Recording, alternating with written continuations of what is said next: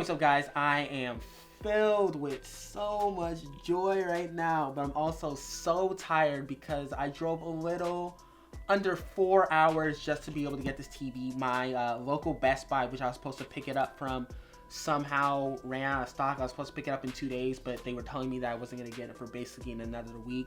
So I was free, and my best friend in the world, Amari, was free as well. So we took basically like a 4-hour drive up to the next local Best Buy that had this variant of the CX in stock, and I was able to acquire it. It was a lot of work to be able to get it and make it happen, but thank you again so much to him. He was actually supposed to do this video with me, but he had to go have dinner with his girlfriend, but I ain't stressing. I'm about to watch a movie on this after I get this thing unboxed. I've wanted a 77-inch OLED TV for about almost 5 years now. Last year I got the LG C9 65-inch variant, and it was not only my favorite TV I've ever owned, but my favorite piece of tech I've ever owned. So like, this thing is just absolutely gonna blow my mind. I paid about like $300 more than the C9 variant would cost, but it also comes with BFI and filmmaker mode. And there was a couple other reasons that I decided to go with the CX versus the C9.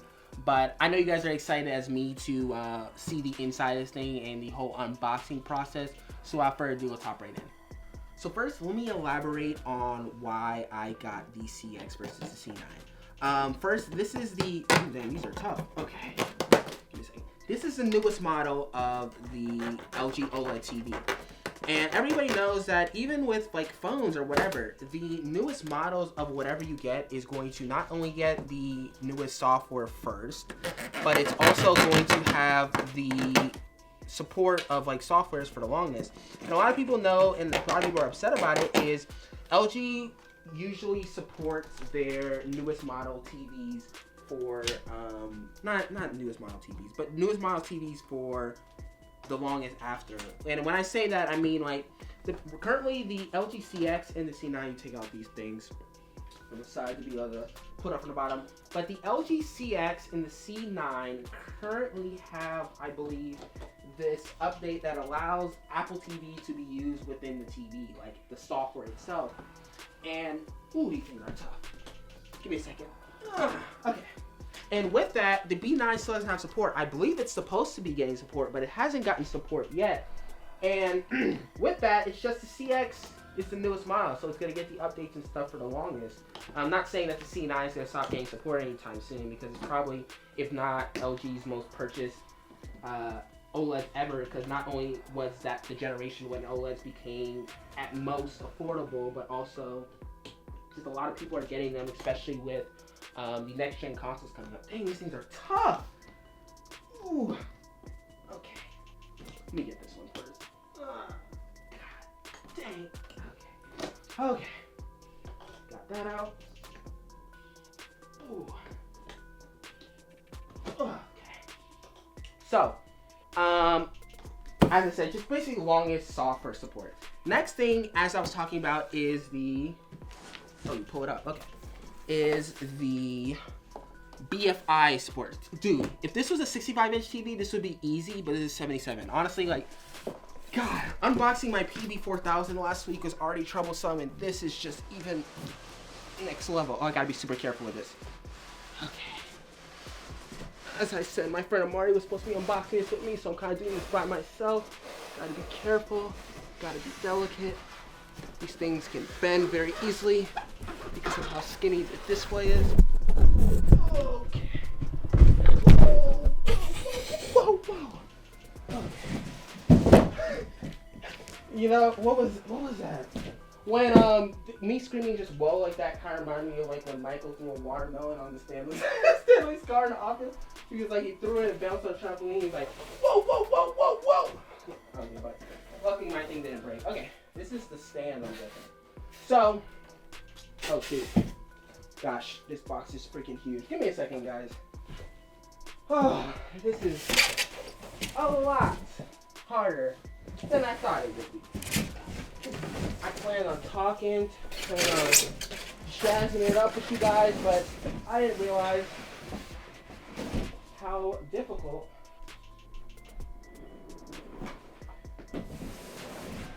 this thing was going to be to unbox. Oh. right here, right in front of my computer. So, the reason I went with this is because it has the BFI support thing I was just talking about. And for you guys that don't know what BFI support is basically it allows the TV, currently the LG C9 can't run games at 4K 120 Hz. And that's because it requires HDMI 2.1 support. Now, I forgot the specific details of what BFI is and like the ground term, but basically it allows you to play the games at 4K 120 Hz on the LG CX with a very limited color range because you're using HDMI 2.0 instead of 2.1. And that's gonna be pretty cool. I have a pretty beefy computer.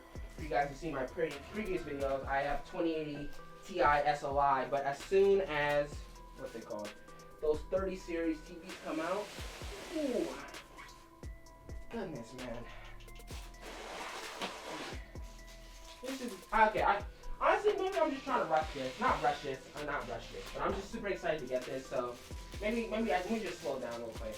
Maybe I can talk at the same time of unboxing it. So, funny thing is, as I said, I want to get the 3080 Ti or the 3090, which is I think it's rumored to be called. And I'm hoping and praying that those support HDMI 2.1. I don't see why NVIDIA wouldn't do that. It's rumored, or not rumored, I think it's pretty much been confirmed that the PlayStation 5 and the Xbox Series X are supposed to support HDMI 2.1, which I plan on getting both of those because I am huge on not only PlayStation exclusives, which I'm playing through Persona 5 Royal right now, and I just beat The Last of Us on Saturday. Oh my gosh, that game blew my mind. I love it so much. Actually might be my favorite game of all time. I know it's a very controversial statement because a lot of people don't like the game and the way the story went, but that game blew my mind. So much. Gameplay, graphics, and I played on the LG C9 65-inch, so oh god, I can't even imagine how it looks on the CX. I'm going to do a gameplay video next week on that, so make sure to tune into that. That's going to be bloody amazing. Now,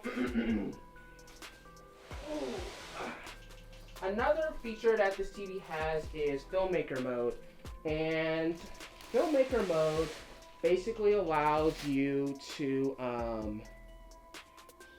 when you set a TV up and you like calibrate and choose like the color, the contrast, the brightness and stuff like that, is you can choose exactly how you want it to look.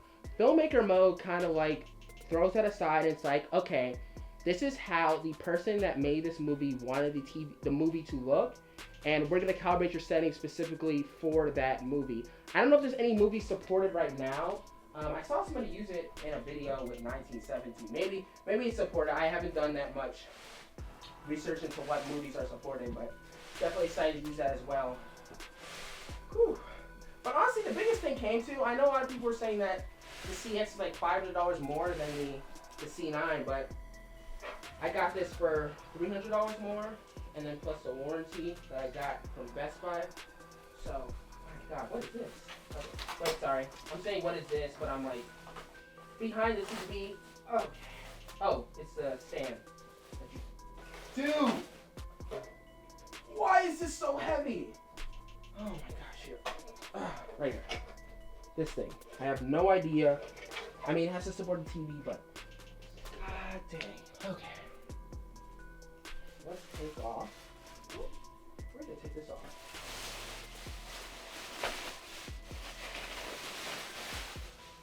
Ooh. Oh, dang. Don't worry, that's plastic over it. I ain't ruining the display. I know I'm tearing through the plastic, but this is what I have. I've opened one before. I'm being careful.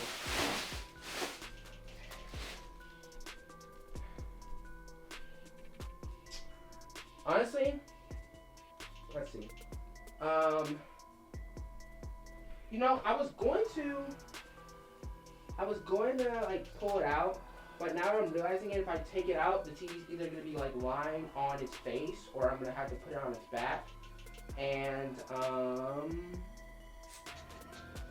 I don't want to do that. So what I'm going to do is I'm going to fire this thing up, and I'm going to say the rest of what I had to say, and then I'm also going to give my early first impressions on it. So yeah. So actually, instead of doing the early impressions, which I will still be doing, I'll do an entire video over it, either coming this weekend or next week. I'm just going to do the initial setup of the TV and then say what I have to say. So I've already covered BFI. I have also covered filmmaker mode, longer and faster updates. Another thing is the LG C9 actually supposedly does better than the LG C9 does in shadow detail and blacks. So I'm really excited to see that. I don't know if it's like a huge improvement, but supposedly the B9 actually did better with shadow detail than the C9. But the CX is kind of, I believe, on the same level of B9 when it comes to shadow detail and blacks. So it's kind of like the best of both worlds between the C9 and the B9, because I know the B9 had a slower processor, and the picture probably, I'm guessing if it has slower processor and not a powerful processor, the picture quality was not as good as the C9. Because that's really where the CX, I believe it has like a little bit of better picture quality. It's because it's a faster processor, right? The faster processor does like a lot of the work. So I only have one HDMI plugged up right now, and that's because I have it plugged up to my receiver. Another thing is, when you have the, I'm not going to do my Wi-Fi right now. I'm not putting my Wi-Fi password on here. Skip. Another thing is, when you plug up your receiver to the LG C9 or CX, is you can run it through eARC. And what eARC allows you to do is, I believe it allows you to use lossless Dolby Atmos, which I have 4 Dolby Atmos speakers. All of them are the KEF Q50As. And then there are no pair devices. Oh, I think I need Wi-Fi for that. No, I'm not watching TV. Right now, I can't plug up my PC to my receiver and run HDMI 2.1, because if I'm correct, there is no HDMI 2.1 receivers out right now. Not supposedly. Denon is releasing some receivers that support HDMI 2.1. I believe some of the models are releasing this month in July, and then some of them are releasing in August. Probably not going to get them at launch, but I definitely want to look at getting them, because with eARC, actually I can plug up my monitor, my computer to my TV through the other HDMI cords, and it'll still play out through my receiver. But if I don't do anything special, it's kind of hard to get surround working. I think it's a bug in Windows or whatever. Basically, it just default outputs to stereo, and then I have to do some extra work to get it to run in surround. I'm gonna put this in. Let me stand in front of the, not stand in front of the TV. I'm just gonna block the camera real quick while I enter this zip code. Not going to be putting that on camera for obvious reasons.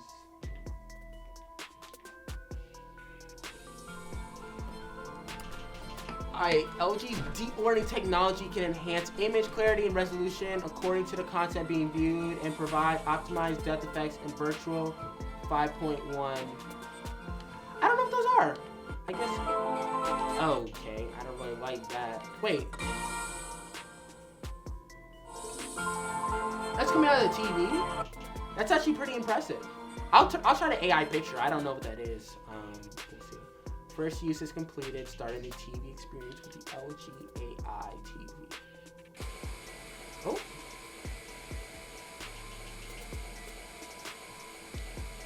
Okay.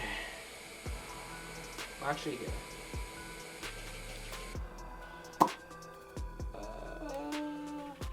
Oh. Give me a second.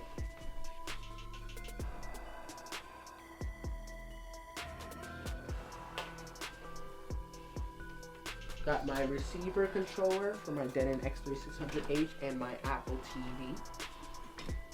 Okay, to provide an optimized picture quality, ultra deep, of course, why not?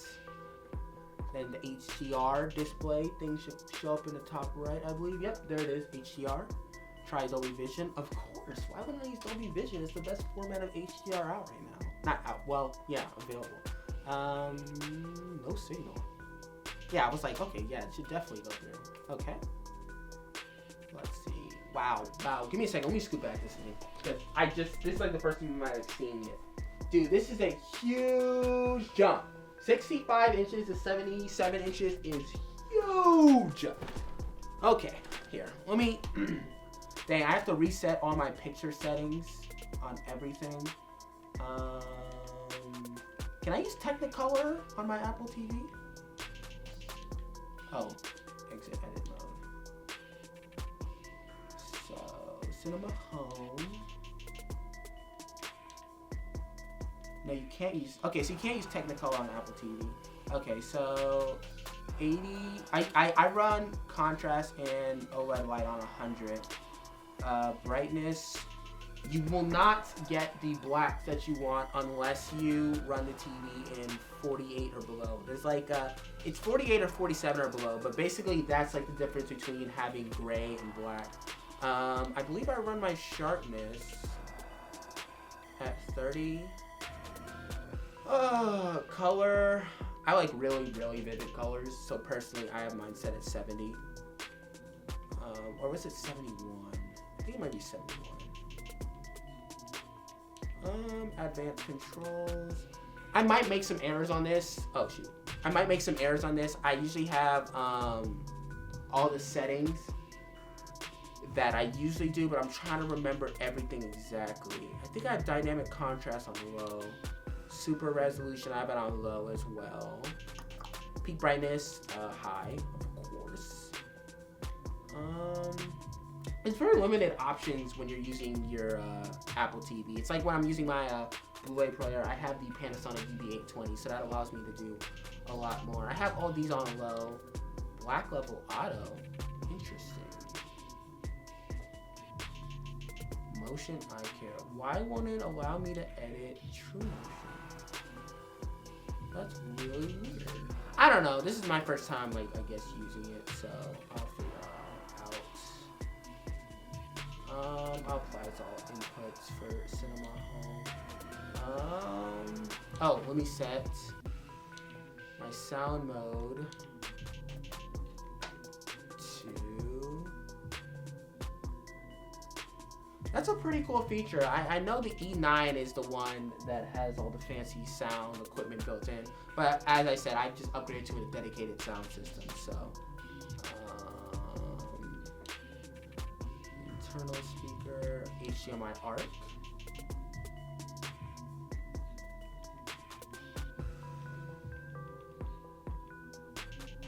So you can run optical and internal, but you can't run a receiver, and that's interesting to know. Let's see.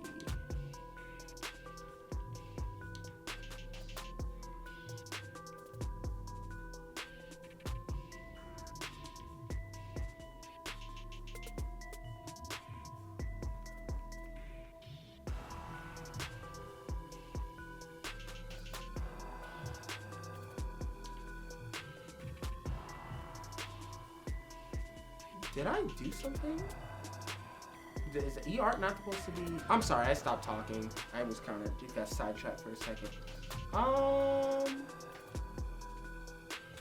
I guess I'm not supposed to put on E-Art.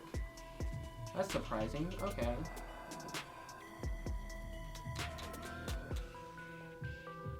Okay, well... some pretty cool settings. Okay, as I said here... That's the video, basically. But, as I said, I have it on... Oh my gosh. Oh my... Okay. I definitely see the subtle difference in the blacks compared to the C9. That's impressive. Okay, so yeah. That's the video for today. As I said, in the future, I'm going to do early impressions. Also, I plan on doing a Last of Us 2 gameplay video for the LG C9, but I got the CX a little earlier, so I'm going to do that next week. Also going to do my early impression video. I think I've already said that. I also have like a highlight reel thing about I want to do a whole bunch of video games on this. It's going to be absolutely amazing, and like as I said, I just have to calibrate this a little more and make sure I have all my specific settings that I like. But early impression is this is a huge difference in size, and I really, really like it. So again, thank you guys again so much for watching. Make sure to tune in to my early other impressions videos. And with saying that, I hope you guys have a good day.